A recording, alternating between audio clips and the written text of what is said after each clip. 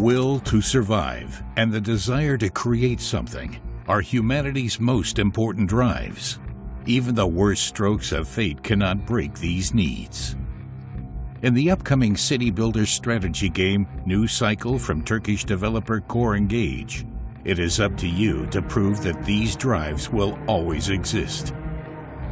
In New Cycle, you set out to rebuild society as the leader of a small band of survivors after large parts of the world have been destroyed by a devastating solar flare. You start your settlement by gathering basic resources to satisfy the needs of your people and give them hope for a better life. Over time, refugees will join you, children will be born, and your small community will grow. But as a result, the needs and demands of your people will grow as well. If these needs are not met, the morale of the entire settlement will deteriorate, with potential devastating outcomes. Through hard work and consistent research into forgotten technologies, you'll evolve your settlement. The more advanced the technology, the higher the requirements for completing that research will be. For example, paper production and a corresponding supply of wood for the sawmill play a major role in your ability to evolve your settlement. In addition, some research branches build on top of each other. If you haven't researched basic metalworking techniques, you simply don't have the base to process tin ore to ingots later. You will only have to manage a handful of different resources at the beginning, but this number increases threefold or even fourfold after a few hours into the game. More technologies ensure a steadily increasing quality of life for your people, but also lead to higher demands from your residents.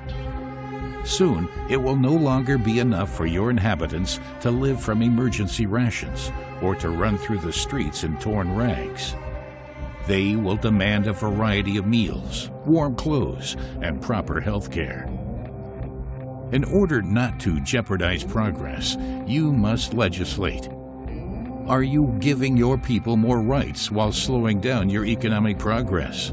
Or are you enslaving them to ensure high production yields while having children work in the factories? The more your settlement grows, the more difficult it will become to keep the production chains running. Initially, this is easy because there are only a few stations and buildings that are connected with each other in terms of production and technology.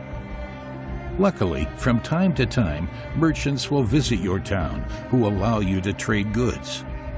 As you progress, you'll need to weigh up exactly how many hunter-gatherers you really need to maintain basic supplies. This is because more advanced buildings need more staff and also better trained residents, such as craftsmen or specialists. With time, the power supply for your settlement also becomes a cosmos of its own. If you position your wind turbines well at the beginning, you'll be set for the future. But you can't always rely on the wind, and further into the game, you will have the opportunity to produce larger amounts of electricity via coal-based power plants. In addition, some buildings later in the game, such as mines or smelters, consume a lot of power, which automatically leads to bottlenecks. Also, random sandstorms can have a massive impact on the efficiency of your wind turbines. An event like this inevitably leads to the question, which buildings do you shut down in order to not put the power supply of your most important infrastructure at risk? And how will your residents react to smaller food rations or to strenuous extra shifts, even if it is only for a short time? The morale of your residents is not the only challenge. Harsh winters, sandstorms, droughts, and other natural disasters pose a constant threat to your fragile community's efficiency and health. Of course, there are also glimmers of hope. Completing tasks brought to you by your residents or visitors is always a welcome morale booster. It gets even more exciting in the later parts of the game, when you're able to send expeditions into the surrounding areas of your town. You never know what resources and opportunities your scouts will encounter on their journeys. Maybe they'll find valuable resources that you can mine, or even a particularly rich hunting ground. In any case, it is worthwhile to explore the world around you and set up outposts, even if it is only a watchtower which guides new refugees to your settlement. The fight for survival in New Cycle is an exciting roller coaster of ups and downs that will demand everything from you.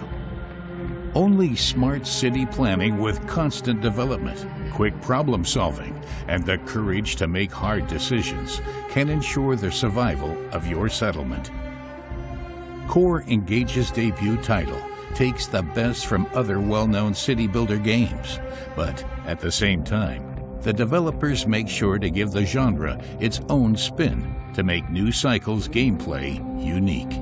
The game will release in early access on January 18th, offering a sandbox mode, as well as a campaign that acts as both a large-scale adventure and tutorial that will teach you everything you need to know to succeed in the more challenging scenarios.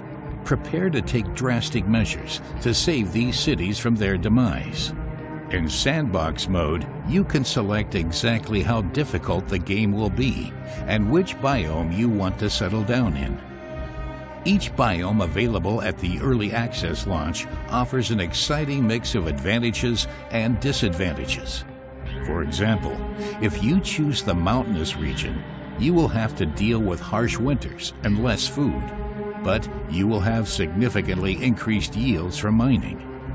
So, would you like to take a closer look at New Cycle from Turkish developer Core Engage? Wishlist the game today, so you don't miss out on news and the early access launch on the 18th of January.